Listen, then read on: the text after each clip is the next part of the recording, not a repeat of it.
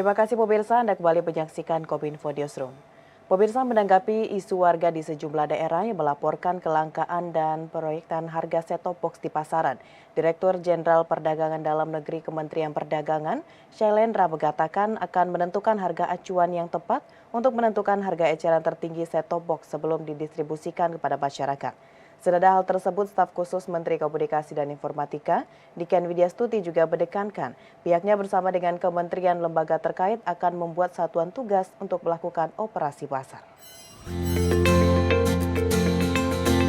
Kementerian Kominfo terus berupaya dalam menyediakan sarana dan prasarana untuk menerapkan program analog switch off di Indonesia. Salah satunya yakni dengan memaksimalkan ketersediaan set-top box bagi masyarakat yang siaran televisinya belum dilengkapi dengan fasilitas digital. Adapun pada kenyataannya saat ini masyarakat tengah mengeluhkan terkait tingginya harga set-top box yang dipasarkan oleh para penjual baik melalui marketplace ataupun toko-toko elektronik terdekat. Menanggapi hal tersebut, Kementerian Komunikasi dan Informatika mengadakan rapat evaluasi terkait ketersediaan dan pengendalian harga set-top box dengan kementerian lembaga untuk merespons secara cepat terkait meningkatnya harga penjualan di pasaran yang mengakibatkan belum maksimalnya penerapan analog switch off di Indonesia. Direktur Jenderal Perdagangan Dalam Negeri Kementerian Perdagangan Shailendra mengungkapkan, pihaknya akan menentukan harga acuan yang tepat untuk menetapkan harga eceran tertinggi sebelum didistribusikan kepada masyarakat. Memang mungkin HIT nggak bisa, Pak. Tapi paling nggak kita punya harga acuan. Ini yang kita harapkan sebenarnya, mohon bantuan Pak Dirjen, mungkin juga koordinasi Pak Dirjen, khususnya kita menyusun bersama-sama Pak dengan Gabel, dengan APPS, mungkin berapa sih yang layak harga ini. Di situ juga ada kan margin pendistribusian dan margin perdagangan yang kita hitung sama-sama. Lebih lanjut, Shailendra juga menegaskan kepada Gabungan Pengusaha Elektronik melalui Peraturan Perdagangan Nomor 24 Tahun 2021 tentang perikatan pendistribusian barang oleh distributor bahwa Gabel bisa secara langsung memperjualbelikan set-top box tanpa adanya tahapan pendistribusian lainnya, sehingga tidak memberatkan masyarakat karena harga yang ditawarkan begitu tinggi di pasaran. Adapun pada kesempatan yang sama, staf khusus Menteri Komunikasi dan Informatika Niken Widyastuti menjelaskan, nantinya juga pihaknya bersama dengan kementerian lembaga terkait akan membuat satuan tugas untuk melakukan operasi pasar agar dapat memaksimalkan harga eceran tertinggi yang akan diperjualbelikan langsung oleh Gabungan Pengusaha Elektronika. Satgas kecil ini untuk menindaklanjuti kuantitas STB maupun harga STB. Jadi kalau di marketplace harganya kan praktis normal ya, antara ada yang 180 sampai dengan 250.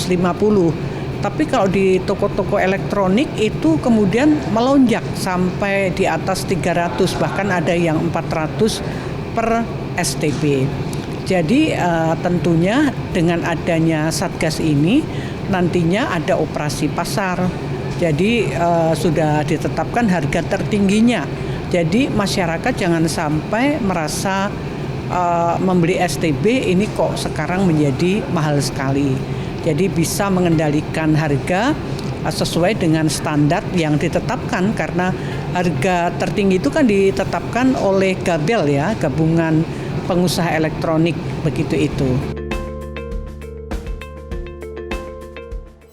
Sementara itu pemirsa, Menteri Komunikasi dan Informatika Jody G. Plate mengimbau kepada setiap penyelenggara multiplexing untuk lebih meningkatkan kuantitas dari distribusi set-top box kepada rumah tangga miskin. Hal ini disampaikan langsung oleh staf khusus Menteri Komunikasi dan Informatika Niken Widyastuti dalam rapat evaluasi ketersediaan dan pengendalian harga set-top box yang digelar di kantor Kominfo hari ini 10 Januari 2023. Setelah resmi diberhentikannya siaran TV analog ke siaran TV digital pada 2 November 2022 lalu, pemerintah terus berupaya memaksimalkan pendistribusian set-top box gratis bagi setiap rumah tangga miskin di seluruh Indonesia. Sampai saat ini pemerintah telah menargetkan kurang lebih 6 juta set-top box akan diberikan kepada rumah tangga miskin. Dengan realisasi distribusi STB gratis sudah mencapai 95% baik untuk wilayah Jawa maupun daerah di luar Jawa. Namun, beda halnya dengan realisasi distribusi dari lembaga penyiaran TV swasta yang masih rendah, yakni baru menyentuh angka kurang lebih 250.000 set-top box. Dengan target awal yakni wajib mendistribusikan STB kurang lebih 4,5 hingga 4,7 juta unit STB. Dalam rapat evaluasi ketersediaan dan pengendalian harga set-top box pada hari ini 10 Januari 2023, Menteri Komunikasi dan Informatika Johnny G. Plate mengimbau kepada setiap penyelenggara multiplexing untuk lebih meningkatkan kuantitas dari distribusi set-top box kepada rumah tangga miskin. Staf khusus Menteri Komunikasi dan Informatika Niken Widyastuti mengungkapkan bahwa Kementerian Kominfo akan bekerja sama dengan kementerian lembaga terkait untuk mempercepat transformasi digital dengan terselenggaranya analog switch off di Indonesia. Jadi untuk STB yang akan dibagikan itu kan sekitar 6 juta lebih begitu ya STB untuk rumah tangga miskin. Nah kemudian untuk yang 5,3 juta itu memang komitmen dari TV-TV swasta atau penyelenggara MUK. Sedangkan pemerintah menyiapkan 1,2 juta STB. Nah untuk yang pemerintah sampai dengan saat ini sudah lebih dari 95% itu didistribusikan, baik itu untuk daerah wilayah Jawa maupun daerah-daerah di luar Jawa. Sedangkan untuk swasta sampai saat ini memang masih kecil ya dibandingkan dengan komitmen mereka. Hingga saat ini kalau dijumlahkan itu baru sekitar 250-an ribu STB yang terdistribusi. Oleh karena itu memang rapat hari ini dari Bapak Menteri menghimbau kepada lembaga penyiaran penyelenggara MUK untuk lebih meningkatkan kuantitas dari distribusi set-top box kepada rumah tangga miskin itu. Dalam rapat paripurna DPR RI ke-14 masa persidangan 3 tahun sidang 2022-2023, Wakil Ketua DPR RI Rahmat Gobel menegaskan para anggota DPR RI terus menjalankan dan mengelola tugas serta fungsi konstitusional DPR RI di tahun politik agar berjalan dengan baik. Dewan Perwakilan Rakyat Republik Indonesia telah membuka masa persidangan 3 tahun sidang 2022-2023 dalam rapat paripurna ke-14 yang digelar Selasa 10 Januari 2023. Dalam rapat tersebut, Ketua DPR Republik Indonesia Puan Maharani yang diwakili oleh Wakil Ketua DPR Republik Indonesia Rahmat Gobel berharap para anggota DPR Republik Indonesia terus menjalankan dan mengelola tugas serta fungsi konstitusional DPR Republik Indonesia di tahun politik agar berjalan dengan baik.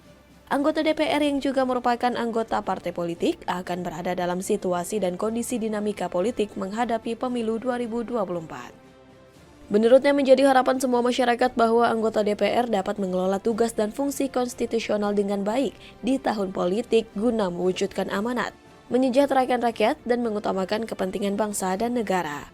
Perlu pula partai politik peserta pemilu 2024 yang semakin maju dalam mengartikulasikan kepentingan rakyat dan memegang teguh komitmen untuk menjaga dan mengawal Pancasila serta memperkukuh persatuan bangsa.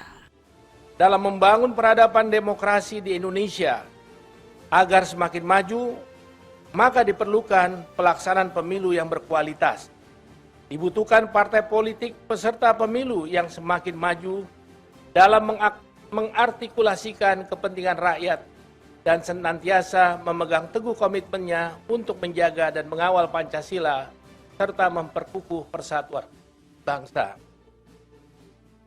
DPR RI sesuai dengan kewenangan konstitusionalnya akan mengawal pemilu yang demokratis, jujur, dan adil.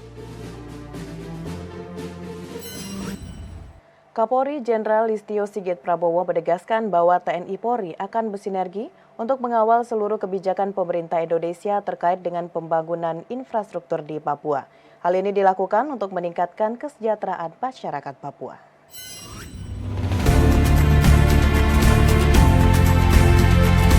Kepolisian Republik Indonesia bersinergi dengan Tentara Nasional Indonesia dalam mengawal kebijakan pemerintah terkait pembangunan infrastruktur di tanah Papua. Pembangunan tersebut meliputi destinasi wisata, kawasan perkotaan, bandara, hingga kawasan pertanian. Hal tersebut disampaikan Kapolri usai melakukan pertemuan dengan kalangan Polri dan TNI di Jayapura pada Senin 9 Januari 2023. Kapolri Jenderal Polisi Listio Sigit Prabowo yang didampingi Panglima TNI Laksamana TNI Yudo Margono menyebutkan Polri dan TNI akan terus mengawal pembangunan di Papua dari segi Kamtipmas. sehingga diharapkan tidak ada permasalahan terkait keamanan yang akan mengganggu jalannya pembangunan infrastruktur di Papua.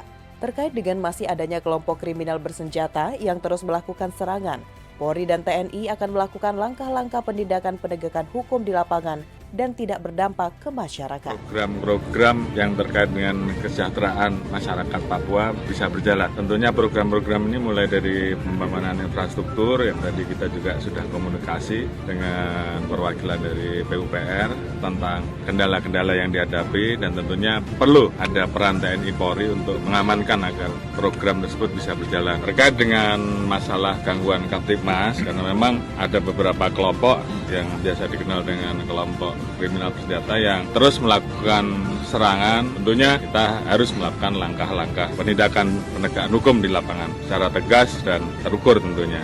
Kita akan berusaha supaya ke depan tindakan penegakan hukum yang kita lakukan bisa tepat sasaran dan tidak berdampak ke masyarakat yang kemudian menjadi korban yang seharusnya bukan bagian dari kelompok kriminal bersenjata.